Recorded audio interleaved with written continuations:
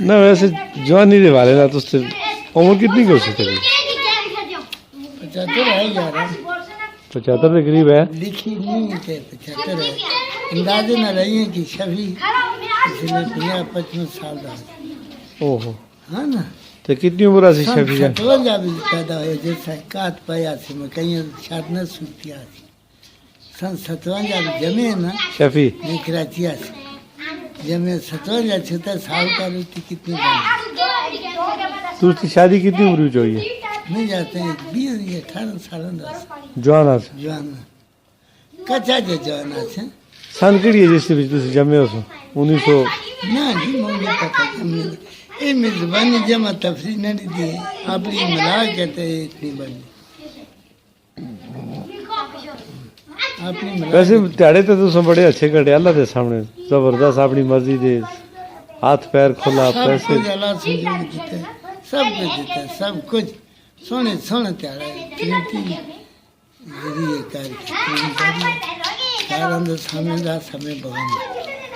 وہ سال ہو گیا رہی ہے تو میں آج تک لوتر گیا ہاں اصل گل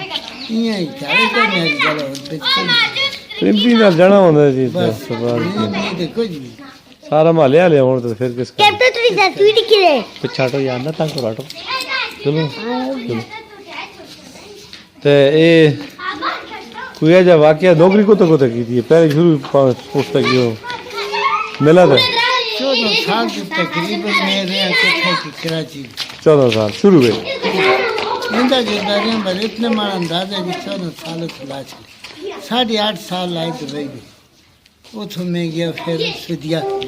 اجے کو سدیا سے واپس نہ اسی کام شروع کیتا اسی پاسپورٹ 2 سال تک 6 مہینے سدیا رہا پھر شفیع کا ویزا داخل کر کے ملک آ رہا بس یہ گھر اس کے بعد نوکری نہیں کی تھی نہ پھر نوکری کر گیا آیا نا شفیع کا ویزا آیا وہ بیدا کی کے تھا سن 80 بھی مارا ڈیرا تھے پڑ گیا 80 1 سال بعد آیا 1 سال بعد 82 83 بھی آئے تھی تو میں 80 بھی تھے تھا پھر تھا کہتے زمین کھیتی 2 کنالاں کھیتی کی آج اگر رہی پرتے سلتے کرتے میں پوری کی تھی اس لیے 20 کنال زمین ہے اللہ دسا 20 کنال بڑی زمین مجھے بڑی سختی نہ کی نہ یہ تیاڑے کڑے لرزا سی کو روپیہ نہ سائیں مینشن کر گزارا کی اور تو سالے آسے وہ بھی نہ سنبھالے نا نالو سنبھالے انہوں نے مجھے دیکھا زمین میں دیتی ہے 2 نمبر 2 کنال شفیع اس کو قاسم لالے 2 کنال تو 1.5 کنال یہ اور لکھ اللہ دے سامنے مفت دی تھی پیسے مارے آسے تو کی دی ورنہ ایک کو تھا